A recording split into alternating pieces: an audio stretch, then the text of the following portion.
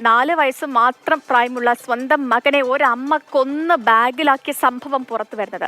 ബംഗളൂരുവിലെ സ്റ്റാർട്ടപ്പ് കമ്പനിയായ mindful labs CEO സൂചന സേത്താണ് ഇത്തരത്തിൽ ചിത്രദുർഗയിൽ നിന്ന് അറസ്റ്റിലായത്. ഗോവയിൽ വെച്ചാണ് കുഞ്ഞിനെ ഇവർ കൊന്നത്. പിന്നാലെ കർണാടകയിലേക്ക് രക്ഷപ്പെടാനും ശ്രമിച്ചു.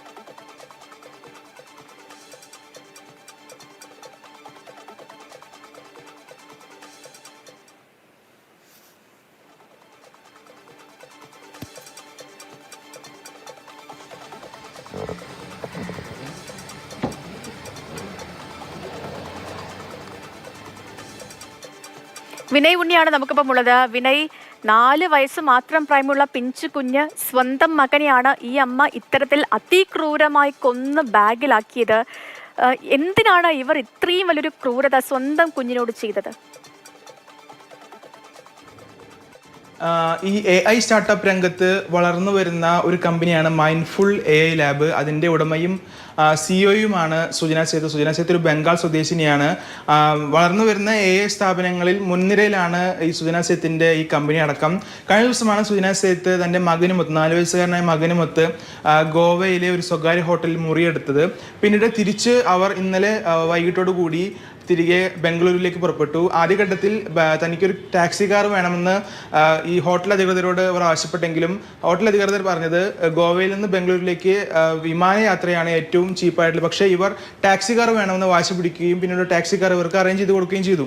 പിന്നീട് ഇവർ ഹോട്ടലിൽ നിന്ന് മടങ്ങിയ ശേഷമാണ് ഈ റൂം വൃത്തിയാക്കാൻ വന്ന ഹോട്ടൽ ജീവനക്കാർ റൂമിനകത്ത് രക്തക്കറ കണ്ടതും തുടർന്ന് ഗോവൻ പോലീസിൽ വിവരം അറിയിക്കുന്നതും.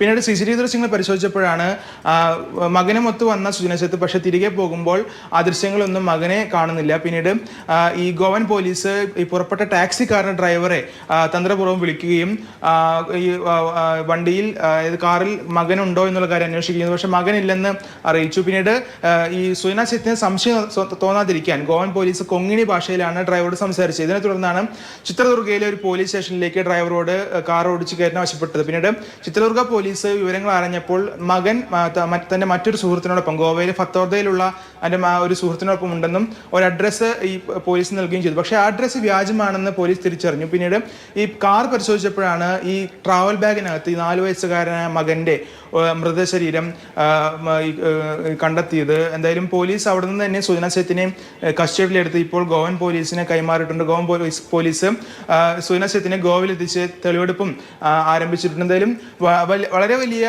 ഞെട്ടലോട് കൂടിയാണ് ബംഗളൂരു നഗരം സുജന സേത്തിന്റെ ഈ വിവരം. ക്രൂരതയുടെ ഒക്കെ അങ്ങേ അറ്റം എന്ന് പറയാം.